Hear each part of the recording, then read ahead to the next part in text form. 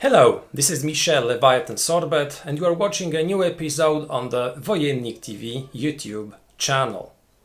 Some time ago I have shown you one of the games that I have most frequently played during the past months. This game is HEXplore, the Valley of the Dead King, and today I would like to show you and to review the expansion for this base game, The Return to the Valley of the Dead King. This is an expansion which had been published thanks to a successful Kickstarter campaign, because at first, when the game was published in 2017, HEXplore the Valley of the Dead King was only enclosed in one big box. The same edition had been relaunched thanks to a successful Kickstarter campaign, which was created in order to publish the second part of the HEXplore saga, The Forests of Adrimon. Because this project was very successfully funded, the base game had been republished and redone. Some elements had been changed, and when the second edition of the Valley of the Dead King was published, some of the components were transferred to an additional box, the expansion, which later was called The Return to the Valley of the Dead King. I have already shown you how the base game looks. I also showed you the comparison between the first and the second edition of the Valley of the Dead King. Today, a review of this expansion of The Return to the Valley of the Dead King.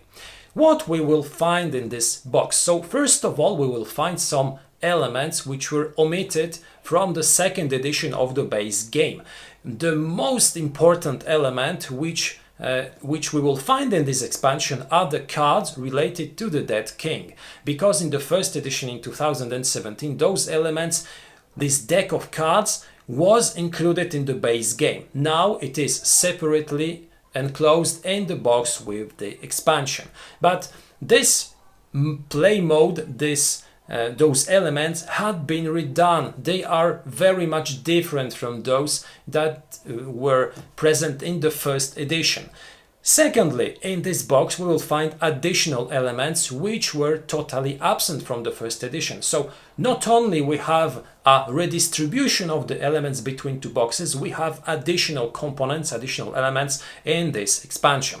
And today I would like to show you those components, then I would like to explain how we use them, how they upgrade or improve the world of HEXplore, and finally I would like to give you my final recommendation if it is worth to acquire this expansion and play with the elements enclosed in the box with the return to the Valley of the Dead King. So let's begin this journey. Firstly, let's take a look at the elements. I will also explain how those elements will be used during gameplay. Let's go! Here is the Return to the Valley of the Dead King with this fantastic great box cover.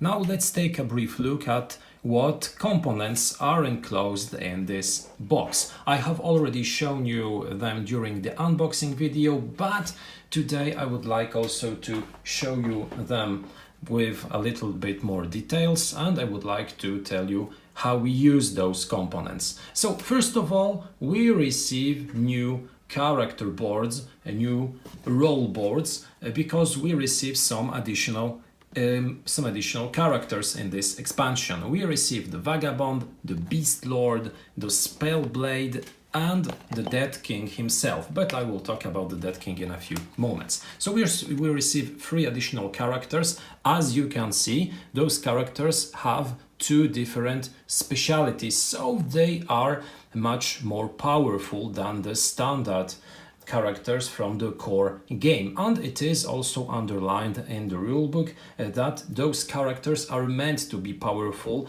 They are characters which should shine in solo or 2-player games, and they are at most times just more powerful than the standard roles that you can receive in the base game. As you can see, they have a huge health, they have a huge energy reserve. Their other abilities are not maybe so powerful, but their special capabilities are really great.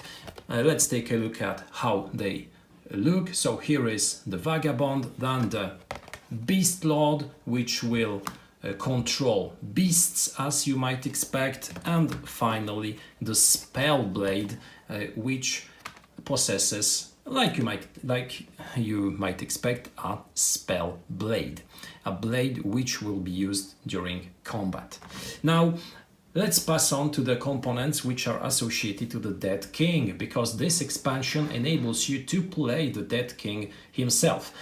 As I have already explained in one of my previous videos, in the first edition of the Valley of the Dead King, the components related to the Dead King were enclosed in the core box with the basic game. Now in the second edition, those elements were transferred to the expansion box, and what those components look like. So first of all, we receive the Dead King mat. We receive a two-sided map, because on the first, which really resembles a mat of other characters, we receive all the information about the Dead King, where we will also track his abilities and his vital stats. Then we will also track his capabilities, his powerful options, and his rituals, because we will be able to cast rituals during gameplay. At the game start we will have one ritual,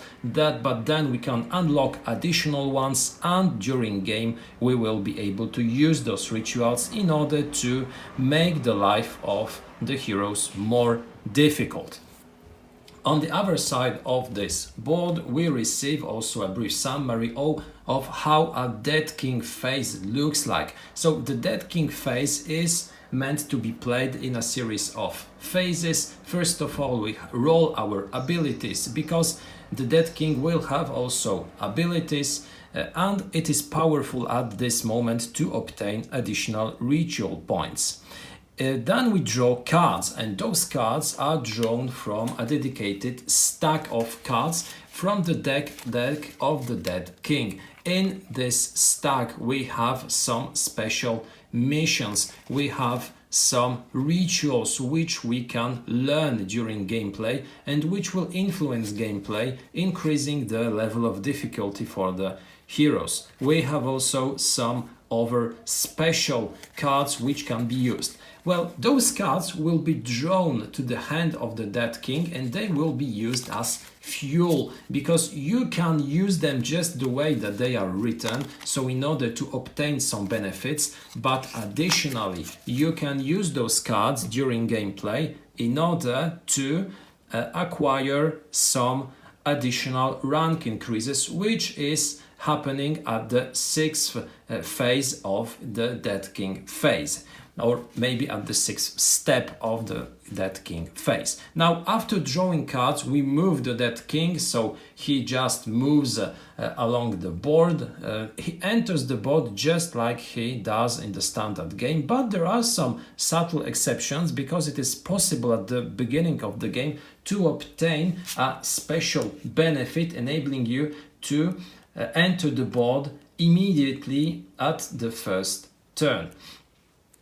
So at the beginning of the game, as you can see, we will also obtain a certain number of initial augmentations. So those work pretty much the same as the preparation of the heroes of the standard heroes in HEXplore, because you receive a certain number of augmentations, you roll the die and you verify what type of benefit you receive. Sometimes this will be energy, sometimes this will be a possibility to obtain a might rank increase, etc.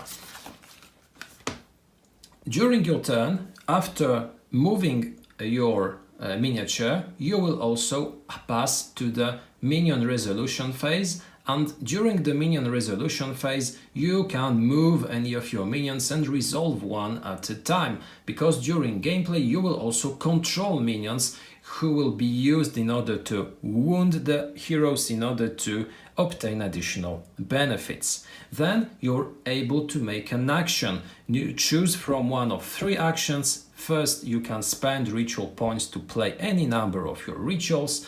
Then you can spend energy to use Supremacy or Prowess. Those are the two capabilities of the Dead King. And finally, you can make no action and obtain 1 ritual point. Your sixth step is discarding cards, because as I said, the cards in your hand can be used as fuel, and the power-ups or the augmentations of your characteristics work a little bit differently than when it comes to the heroes. The heroes spend gold in order to increase their stats. The Dead King, in order to increase his stats, discard cards from his hand. So actually during play you will have to carefully choose and wisely choose if use those cards in the standard way, or maybe discard them in order to increase your Dark Power, Deathmatch or Legion abilities. Those will be sometimes tough decisions to make.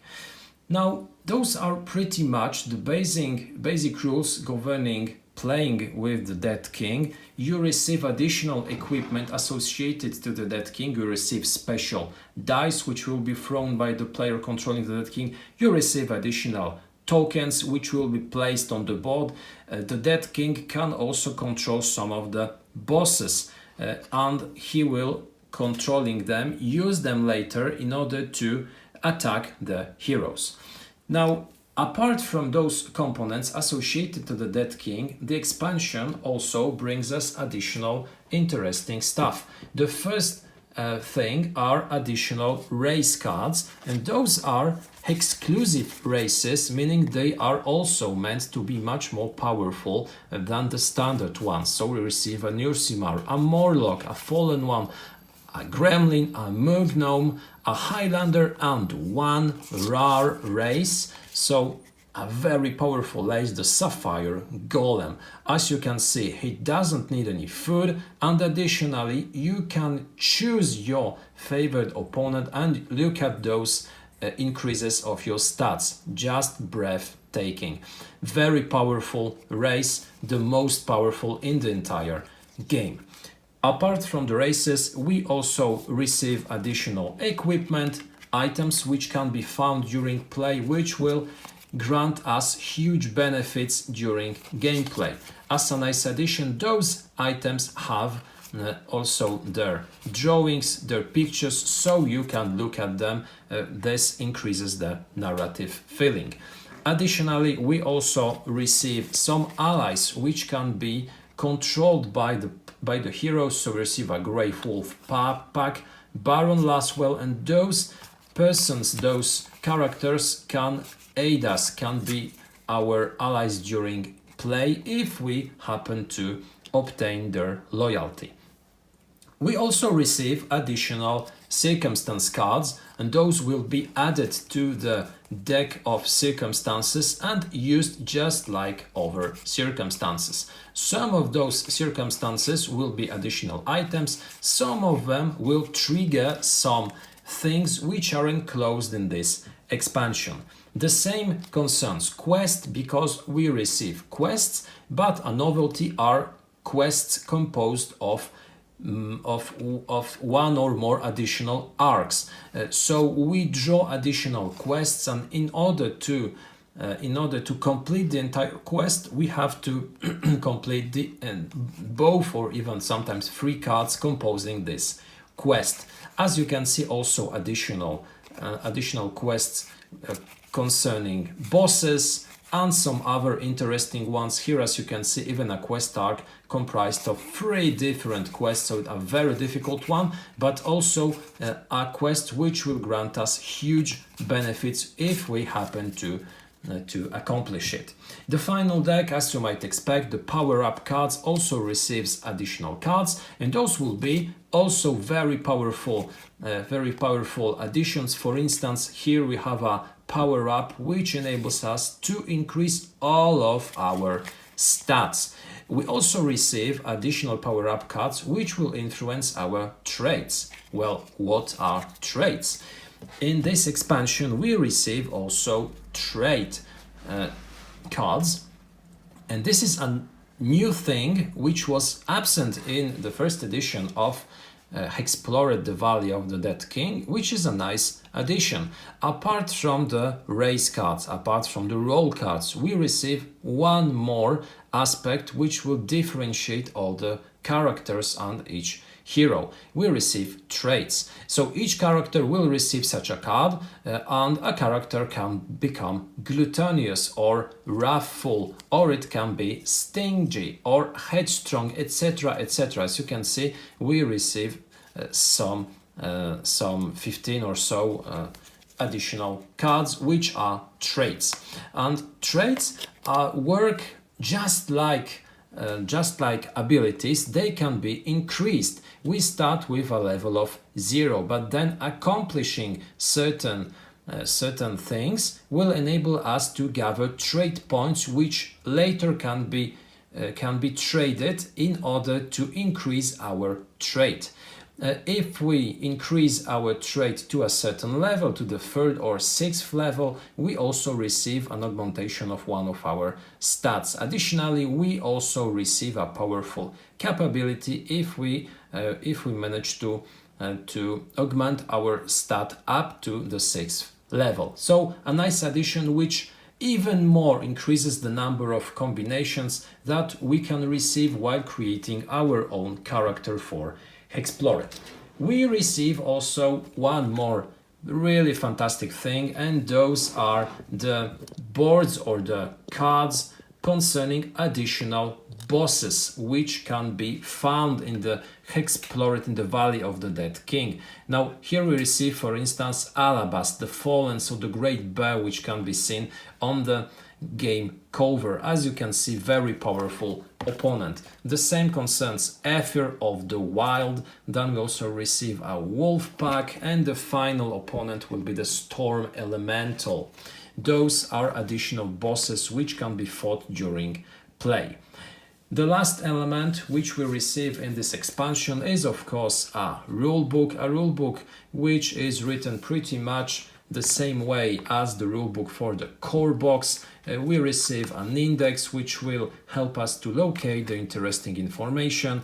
We receive additional information about the Dead King's card, about how to play the Dead King, and additional stuff, because apart from what we receive on cards, on other material, we also receive a list of changes or a list of additions to the base game, which are, for instance, additional items which can be found in the black market. We receive information about new cards, but there is also a section governing goods and services, and taking a brief look at it shows us that we receive also a complete list of new black market items that can be bought at the black market. One of the coolest additions, also apart from new shrine items, enhanced blessings, is the fact that you also receive rules governing spelunking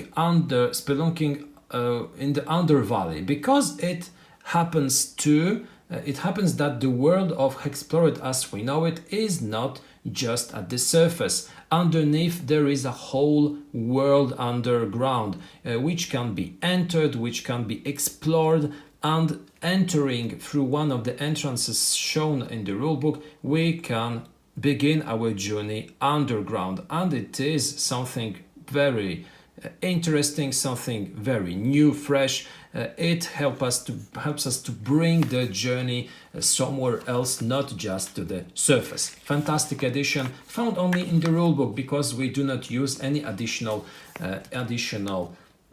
equipment in order to use those rules.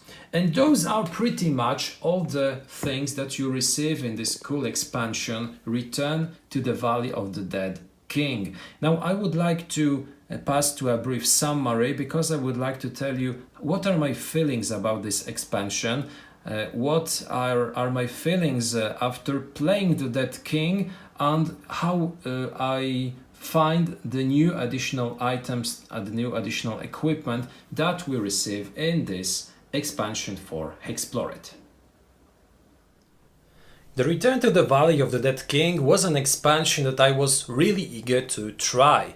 I love Explore it, I love the system, I love the Valley of the Dead King, so I was very thrilled to try what the components enclosed in this box will look like and how we will play with them. And I must say that this is a really good expansion. The first thing that deserves to be mentioned when we try to give an opinion about this expansion is, of course, the quality of the elements that we receive. So Explore it in general is such a high quality design, such pretty, such well thought, that it is one of the most beautiful games that I have ever played. And the expansion is maybe even prettier than the base game, especially due to Alabast. Now this undead polar bear is really something gorgeous. Terrifying but gorgeous. Both the box cover and the boss mat which we receive inside are of such a high quality, and they have such a powerful meaning. They are such thematic that really looking at them, playing with them is great. So the first major thing, the quality of the components, they are absolutely top notch.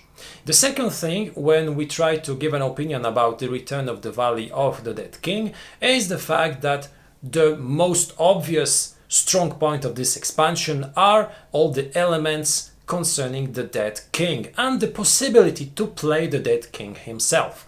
As I mentioned earlier, in the first edition of the Valley of the Dead King, we received a deck of cards, we received 2 or 3 pages governing how to play the Dead King, and that's it.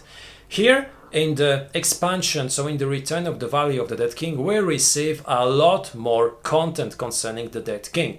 The deck of cards had been redone, the rules had been rewritten, and now they occupy almost half of the booklet. So we receive rules governing how to play the Dead King, how the turn of a Dead King looks like, how ambitions, rituals look like, how the Dead King can win, etc, etc. We receive a new playing mat which the player playing the Dead King will have. So playing the Dead King in this version of the Valley of the Dead King is a very much different thing from the first edition, and I must say it's a big step forward. I love the way that the game works in this mode, and it's also a possibility to play in a group of up to 7 people, so we can play a game of 6 players against the Dead King, and it works really great. I must say that I very liked playing the Dead King because it's a very different type of game. I like villains in games, I like playing villains, especially villains which can augment their capacities, who can obtain new abilities, who can develop additional skills during gameplay, and this is the case. In the Return of the Valley Dead King it will be just this.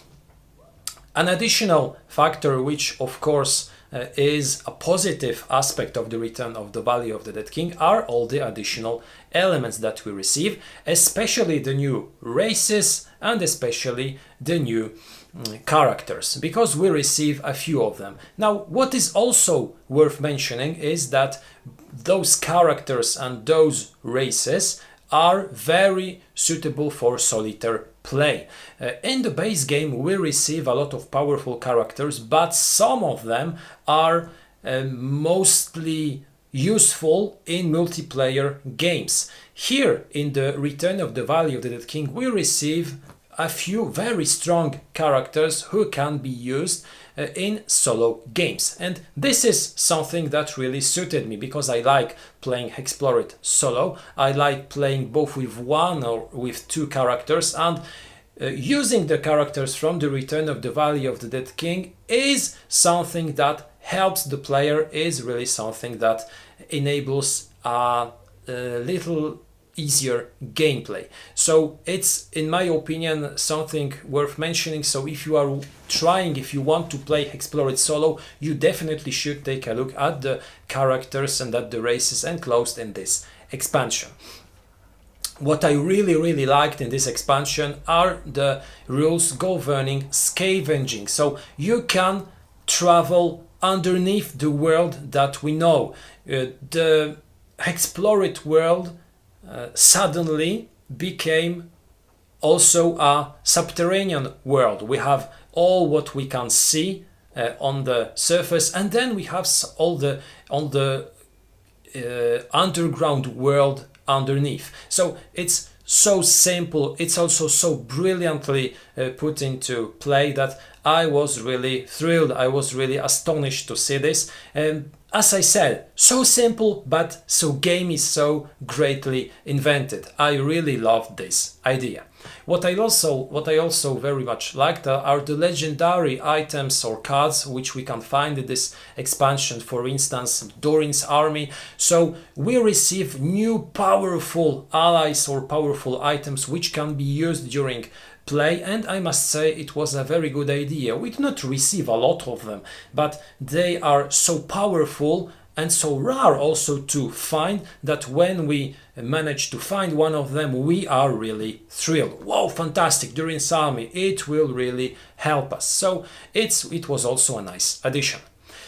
What are the weaker points of this expansion? Because I would like also to tell you a few words about what I found was a little bit weaker or which didn't suit me that much. So as you might expect, the first thing will be the traits. I have already said a few words about the characters, about the races, about the bosses, and I have omitted the traits, and I did it on purpose because I believe that the additional traits which we receive are something of an addition which is nice to get, but which really doesn't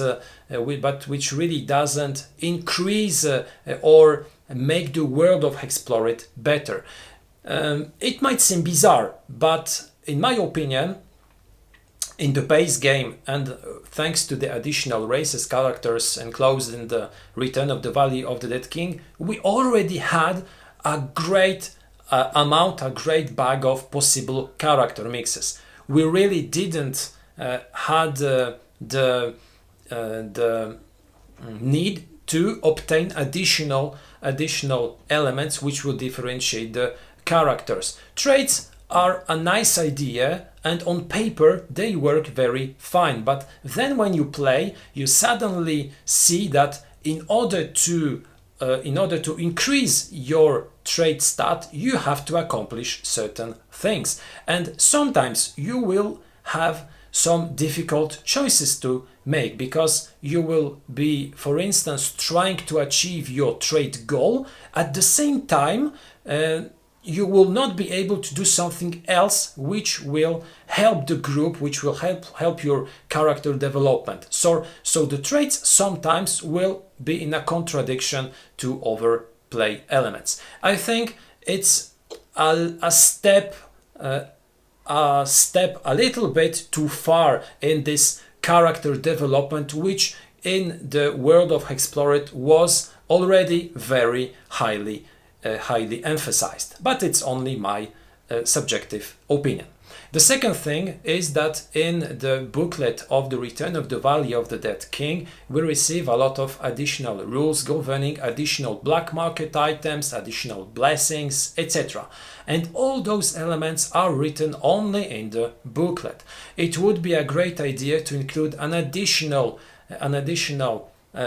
help card on which those elements would be cited, because now when we, for instance, open the black market, we have to browse through the player aid from the base game, and then we open the rulebook, we compare the list, and we choose from two lists. If we had all those elements on two playing 8 cards, that would be much easier to use.